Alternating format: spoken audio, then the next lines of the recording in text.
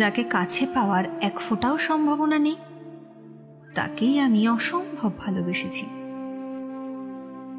আমি জানি তাকে আমি কখনোই পাবো না, তবুও তাকে ভালোবাসি। আচ্ছা, বোকা কি আমি নাকি আপনি? আপনি তো পেয়েও হারালেন একজনকে যে আপনাকে নিঃস্বার্থভাবে ভালোবেসেছিল। আর আমি তো জানতাম আমি পাবো না, তবুও ভালোবেসেছি নির্ভয়ে। কে বোকা সেই হিসেব না হয় বাদই দিলাম, কিন্তু জানেন আমি কেন আজও আপনাকে ভালোবাসি?